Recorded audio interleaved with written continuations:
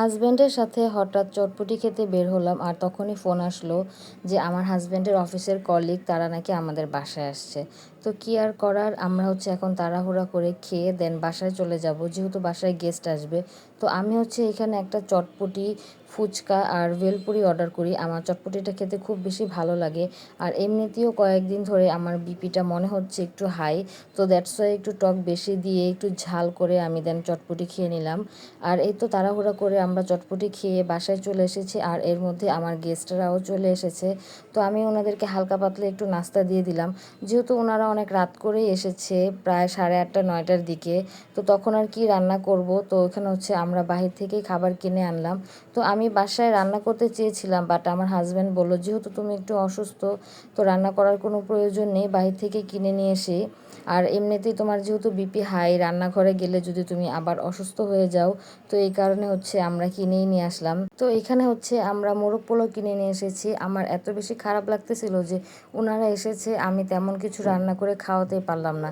তারা যদি সকালে আমাকে একটু ফোন করে বলতো, হয়তো আমি এর থেকে বেশি অ্যারেঞ্জমেন্ট করতাম। তো যাই হোক, যতটুকু সময়ের মধ্যে পেরেছি চেষ্টা করেছি তাদেরকে ভালো করে সমাধান করার জন্য।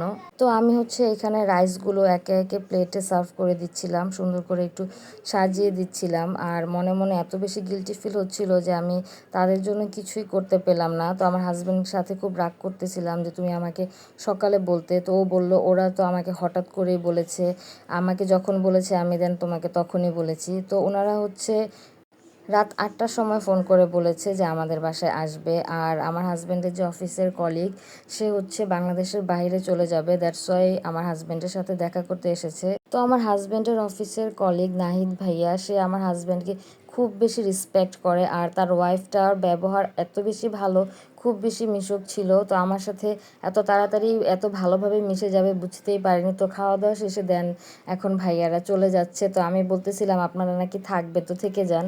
তো বলতেছে আরেক সময় এসে ভাবি থেকে যাব। দেন ভাইয়াদের সাথে কথা বলে আমরা কিছু সেলফি তুলি।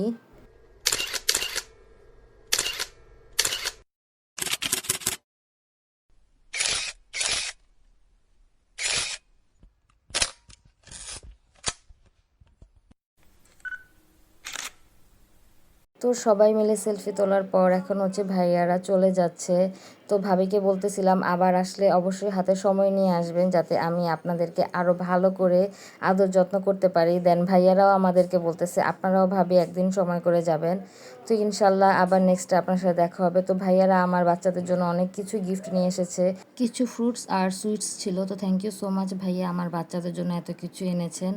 তো আপনাদের সাথে দেখা হবে আমার নেক্সট কোনো ভিডিওতে। তত পর্যন্ত ভালো থাকবেন, সুস্থ থাকবেন। আল্লাহ হাফেজ।